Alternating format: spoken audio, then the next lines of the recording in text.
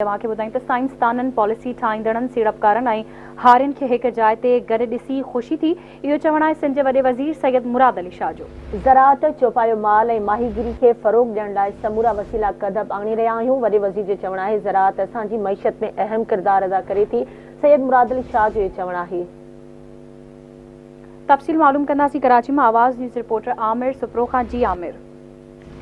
हाँ जी बिल्कुल, मां तव्हांखे ॿुधाईंदो हलां त सिंध जे वॾे वज़ीर सैयद मुराद अली शाह सिंध लाइव स्टॉक 2025 जो इफ़्तिताह करे छॾियो आहे। सिंध जे वॾे वज़ीर इहो चयो आहे त इंतिहाई ख़ुशी थी रही आहे त हीउ जेको अॼु मेलो सजायो वियो आहे उन में मुख़्तलिफ़ नस्लनि जा जेके जानवर आहिनि उहे हिते आंदा विया आहिनि।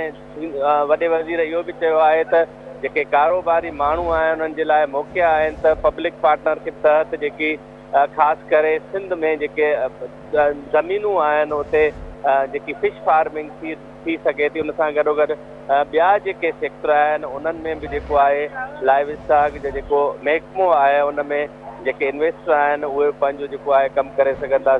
वॾे वज़ीर इहो बि चयो आहे त मूंखे ॾाढी ख़ुशी थी रही आहे त पहिरियों भेरो जेको आहे कराची में जेको एक्सपो सेंटर में लाइव स्टॉक जो मेलो लॻायो वियो आहे। हिन में मुख़्तलिफ़ नस्लनि जा जेके जानवर आहिनि जंहिंमें बकरियूं आहिनि उन सां गॾोगॾु जेके ढग आहिनि उहे इंतिहाई क़ीमती आहिनि। हिन इहो बि चयो आहे त जेको आहे चेयरमैन पाकिस्तान पीपल्स पार्टी बिलावल भुट्टो ज़रदारी तोड़े आसिफ़ अली ज़रदारी बि चाहिनि था त सिंध में जेको आहे ज़राअत खाते खे पब्लिक पार्टनरशिप तहत जेको आहे तरक़ी ॾिनी वञे ऐं मिली गॾिजी करे कमु कयो वञे। वॾे वज़ीर इहो बि चयो आहे त असीं कोशिशि करे रहिया आहियूं पर जेतिरो कमु थियणु घुरिजे हिन खाते में ओतिरो नाहे थियो, पर हींअर बि असीं कोशिशि करे रहिया आहियूं त जेको लाइव स्टॉक तोड़े फिशरीज़ फार्मिंग जो कमु आहे ख़ासि करे जेको थरपारकर आहे उते बि हज़ारे एकड़ जेके ज़मीनूं पियूं आहिनि उते बि फिश फार्मिंग करे सघिजे थी। ऐं ॿिए तरफ़ हिन वॾे वज़ीर इहो बि चयो आहे त बलोचिस्तान सां गॾिजी करे बि इहो कमु करे सघिजे थो जीअं